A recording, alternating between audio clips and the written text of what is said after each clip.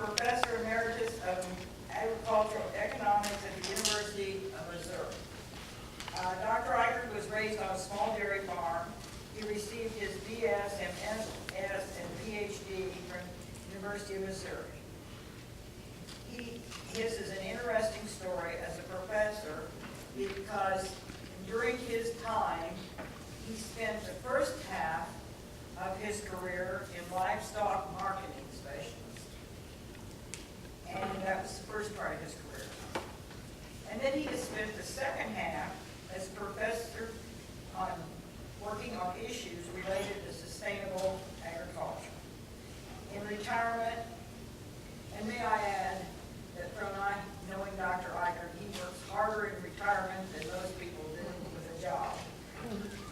Has spent his time writing and speaking on issues related to sustainability of agriculture.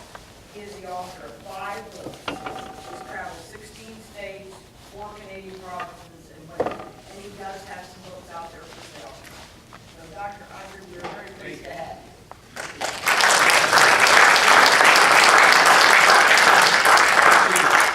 I appreciate the opportunity to be here with you tonight. I appreciate the fact that you stayed around into the evening. I like to start presentations like this, and I'll begin by saying that, working on CAPO issues, concentrated animal feed issues, is one of the least favorite things that I do. And the reason that I say that is because whenever I'm asked to go somewhere to talk on this issue, it means that another community is confronted with this controversial issue. The possibility that their community is going to forever be transformed by this particular movement, by somebody coming in and expanding existing operations or bringing new large confinement animal feeding operations into their community. And inevitably, it's a controversial issue. As Barbara said, I've worked with people in 16 states, 4 provinces, Canada and Wales. And what I say is kind of my truth. It's what I believe to be true based on my experience, the years that she talked about as an agricultural economist, a livestock marketing specialist. I also worked for Wilson Foods, which was the 4th largest meat packer in the country at the time that I worked with them back in the 1960s. And 30 years in 4 different universities, North Carolina State, Oklahoma State, University of Georgia, University of Missouri. But what I say about the issues of confined animal feeding operations is my truth. It's the conclusions that I've come to. And I speak my truth with conviction because I know why I believe what I believe. And if your truth is different from mine, that's all right. I kind of understand where people are coming from that are building the cables, promoting the cables, because I did that for about half of my academic career, but where I decided that kind of agriculture wasn't working, it wasn't going to work for people in rural communities, for the environment. It wasn't good for society in general. They were concerned that it wasn't even good for the consumers that we were hoping to promote. So it's conclusions that I come to, and if yours are different, that's all right. All I ask is that you know why you believe what you believe, and in my opinion, just because some so-called expert said something or wrote something is not a very good reason to believe anything. You need to read what everybody says and everybody writes, and you need to make up your mind for yourself. I think that we're at a point in crisis in this, what people war, if you want to call that, that's been going on. I've been involved in it since the mid-90s. I didn't get into it by choice. I was called into it by some people that were concerned about what was happening in North Missouri when Premium Standard Farms, which is now a big packing company owned by a Chinese firm, moving into North Missouri with 80,000 breeding stock in 3 counties up there. And I was brought into it. It's been a long struggle. But I think we're at a particular point in crisis right now in this particular issue because I think we're on the verge of another major expansion. We saw the expansion in the numbers early on, but I think we're in the midst of another one. We see it definitely in Iowa, and we may see it here. And it's been brought on by the fact that we had, with the ethanol program, we had corn prices were very high, and they were losing money on some of the operations, and we kind of saturated the domestic market with pork. But all that's changed. We've leveled out. We're probably going to cut back and eventually abandon the ethanol program that was taking 40% of the corn crop in this country for several years. And that means lots of cheap hog feed. And they're betting on opening up the Pacific Rim market through this new trade agreement, and that opens up what they see as almost an endless market for pork and other meat products, chicken and other products in the rest of the world. And they're building capos as fast as they can build them. So I think it's a time whenever we need to be particularly vigilant. In my opinion, it's a time whenever we need to rethink the strategies that we've been using in trying in this struggle to kind of protect rural communities from the threat that's posed by CAPO. And so I prepared a paper, and I called it the CAPO controversy. The one thing that opponents and proponents agree on, virtually the only thing, is that when this comes into a community, when these operations move into a community, it basically tears the social fabric of that community apart. Eventually, almost everybody within the community will be defined on one side or the other of that particular issue. So it's a time whenever we need to confront the issues, but I think it's a time when we need to look at a different strategy than we've used in the past, and I call it a question of rights. I think we need to address it from the standpoint of, do we have a right to a clean and healthy environment, or do the CAPO's operators have a right to use their property in any way that makes money for them, as long as it's legal? You know, the basic argument, when you get right down to it, whenever they can't come up with arguments on the other side of it, the operators of the CAPOs will say, I have a right to do this because I'm not breaking the law. I have the permits that I need, I'm following the regulations, and it doesn't matter what happens from that I have a right to do it. On the surface, that may sound logical, but I would argue it's not necessarily so. Why is that? You know, once it was legal to own slaves in this country, but I would argue that it was never right. It was never right for one person to own another person. It was illegal for women to vote in this country, but I would argue that that was never right, to deprive half of the population from the ability to participate in democracy. And it was once right to smoke tobacco on airplanes and in public restaurants and public buildings. And Barbara warned me that's a controversial issue here because this is a tobacco-raising country, and there's a lot of controversy around it. I think it's one of those issues that parallels what we're talking about now. And it's not that I'm calling the CAPO operators or people that raise or smoke tobacco bad. I smoked for 15 years in my younger years. I didn't really think there was anything particular wrong with it. I thought it was kind of a bad habit. But once I realized, you know, once the evidence was in fact, I went to North Carolina State, that was tobacco country, you know, and it was taboo down there at that time in the early 70s to say anything bad about tobacco. But once I and a lot of other people become aware of the health risks associated with it, not just to myself, but to my family, my children, to my office mate who endured my tobacco smoke for 5 years at North Carolina State, I quit. It was the most difficult thing I've ever done in my life, but I decided the evidence is in. This is not something I should continue to do, and I quit. And people still have a right to raise tobacco, and people still have a right to smoke, but I would argue I, nor anyone else, ever had a basic right to threaten the health of someone else by what I was doing. I have a right to do it, and I still have a right, but I don't have a right to impose my health risk onto someone else. People will come back and say, well, there's nothing in the Constitution that says that I don't have a right to do this, and if you don't think I have a right, then you can sue me on the nuisance suit. But again, that's not necessarily so. Because if you read the 9th Amendment to the Constitution, it says specifically that the enumeration of certain rights in this Constitution shall not be construed to deny, disparage, or disparage others that are retained by the people. The 9th Amendment says we didn't name everything in here that's a basic right of the people. There are others that are retained for the people. And after the Constitution, some of those rights were enumerated in constitutional amendments, such as the law abolishing slavery and the law giving women the right to vote. And others have been interpreted into law in various ways, such through the right to privacy and the 5th and 14th Amendment say that you can't deprive someone of life, liberty, or property without due process of law. And that's been interpreted in many ways, and that's basically the foundation for the right to private property and the economic rights that people have today. But there are other laws that are basically, or other rights that are basically self-evident. If you go back to the Declaration of Independence, it starts off, we the people of the United States, it starts off, we hold these truths, I was quoted in the preamble of the Constitution that time. It says we hold these truths to be self-evident, that all men, it says, are created equal and they're endowed by their Creator with certain unalienable rights. And among these are life, liberty, and the pursuit of happiness. They say these are unalienable rights. We hold these truths to be self-evident.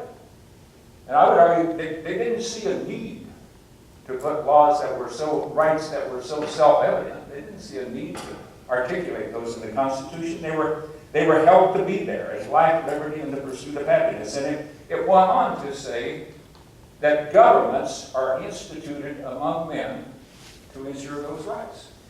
That to ensure those rights, governments are instituted. That's the fundamental purpose of government, is to ensure those basic rights. Now, some of those fundamental rights that have never been written in the Constitution that's so self-evident are rights of self-determination and self-defense. You know, if we're in a situation where we feel our health or our life is threatened, if we have a reasonable means, if we have a reasonable reason or logical reason to believe that, we have a right to defend ourselves. It's not in the Constitution, but it's always been upheld because it's a self-evident truth.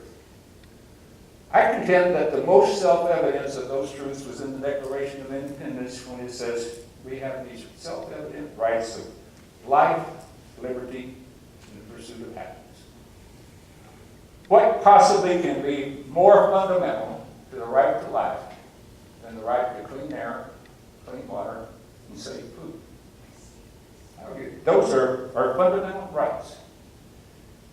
And I would argue also that there is plenty of logical, scientific evidence, documentation, that any reasonable person has every right to be concerned about the pollution of water, the pollution of air, the spread of organisms, infectious organisms such as MRSA, antibiotic resistance organisms.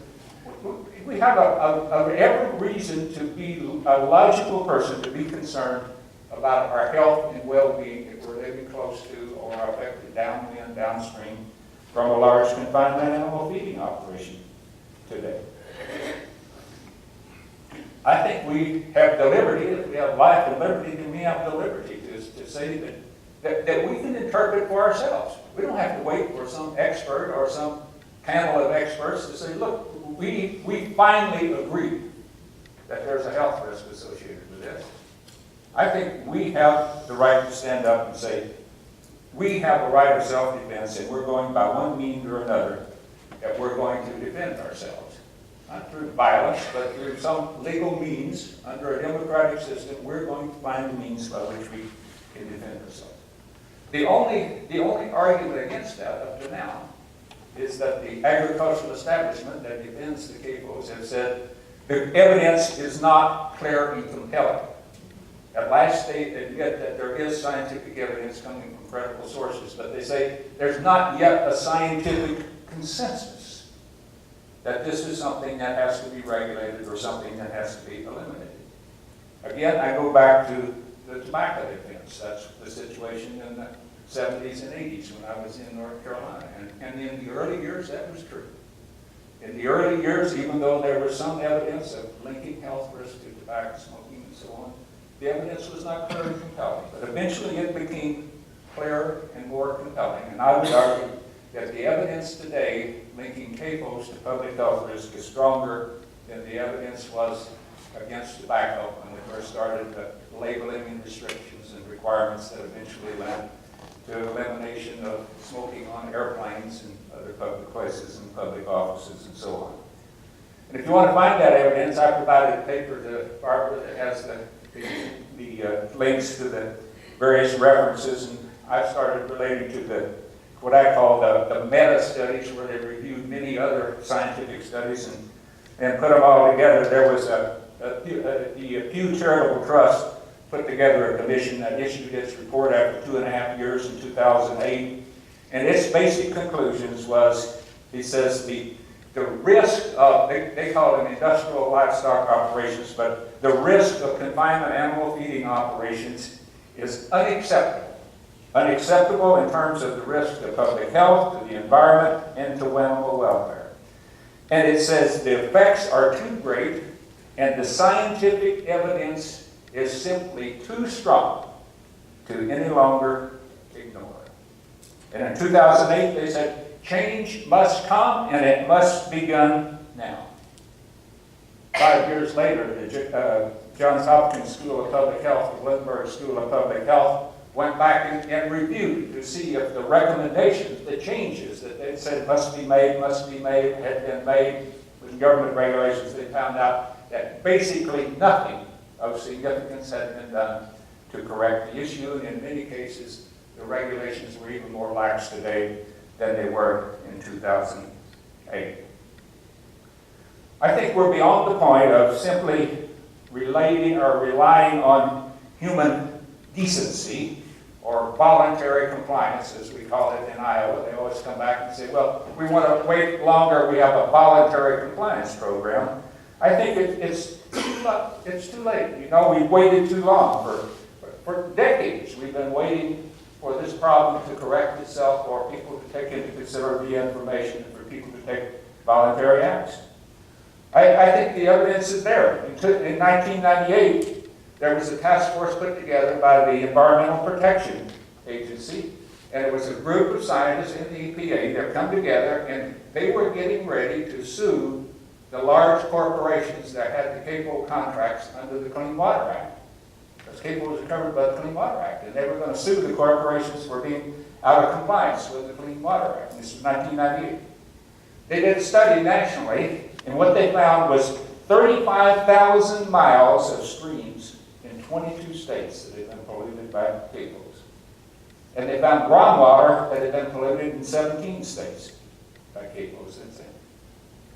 They never were carried through with the lawsuit because they had a change in administration in Washington, D.C., and they decided the new administration come in and decided they weren't going to pursue the lawsuit. And that's when our executive director of SREP was there. She was one of the lawyers, and she quit EPA and went with Clean Water Watch, Food and Water Watch, and other organizations at that time. But they decided they were going to allow the cables to monitor themselves and see if they couldn't have voluntary compliance, over the period of time to resolve the issue. And as I said, the issue has continued to get worse since then. And as a last resort, particularly in Iowa, where I live right now, they're always saying, well, gee, at least we're doing a better job of managing our manure than the independent hog farmers did before we came along. We've got all these regulations and stuff now. But you know what? The facts don't support that. We have had a 5-fold increase, a 500% increase in the number of impaired waters that have been polluted in Iowa between 2002 and 2012. And that was the years we were replacing our independent hog farmers with more and more of the large capos. And in the past 2 years, we've had another 15% increase. Voluntary compliance hasn't worked, and it isn't working now. The agricultural establishment, and that's what I call basically the people that support industrial agriculture, and I used to do that, so it's maybe disparaging, but I kind of know where they're coming from because I used to live there, used to work there, but it's the large agribusiness corporations, and it's the large agricultural universities in general. There's exceptions of people within the universities that are doing great work, so I don't want to label the whole thing, but they basically are promoting capos out here, the state departments of agriculture, Farm Bureau Federation, the large commodity organizations. These are kind of the agricultural establishment. And what they attempt to do is those of us that criticize these confinement animal feeding operations, they tend to marginalize us. We're a bunch of environmental hippies or tree huggers or something of that nature. We're not real rural people, even though I spent all my life working with people in rural communities. And many of you spent your whole life in rural communities. And many of the people opposed to capos are on multi-generational farms, and they're taught to see this as something different. But that's simply not so. There's actual legitimate kind of common sense sort of reasons to be concerned about the public health issues in particular. If you take 10,000 hogs, or if you took 8,800 hogs to these 4,400, you say that's the number down here, the magic number, you get about 3.5 to 4 times as much biological waste from a hog as you get from a human being. And so if you took 2 of those, for example, or 3 of them, definitely, you're talking about the equivalent, human waste equivalent of a city the size of Columbus. And so you're saying, okay, you can have agricultural operations out here that are creating biological sewage, like the city of Columbus, and you can take it out here and you can spread it as raw sewage on fields around people's houses up to within 100 feet of their house. What sense does that make? Many of the same risks are there. You know, at least you have some regulations. In Iowa, you don't even have to have any manure management plan until you get up to something like 1,200 head of hogs. But I mean, that's not an adequate kind of treatment. If you've got 1,000 cows, for example, that's a city of 20,000 people. And you're spreading it out here on the land as raw sewage. You couldn't do that. You know, and it's got a lot of the same thing in it. You know, they say, well, it's just like manure on any other farm, but in these large confinement operations, you know, where they store this in pits, that's an anaerobic sort of fermentation process, which is fundamentally different than when you have the aerobic or this deterioration of manure, which is spread out on fields where animals are roaming out, or when you have a deep bedded system or something of that nature. And you end up with things such as hydrogen sulfide, ammonia, and methane, and antibiotic-resistant bacteria that gets into it, and E. coli and virus. I'm talking about things that have been found in studies, and hormones and antibiotics, and a whole host of things that are found, as much as you would find in human waste. And it's in the animal waste that's being spread on the fields.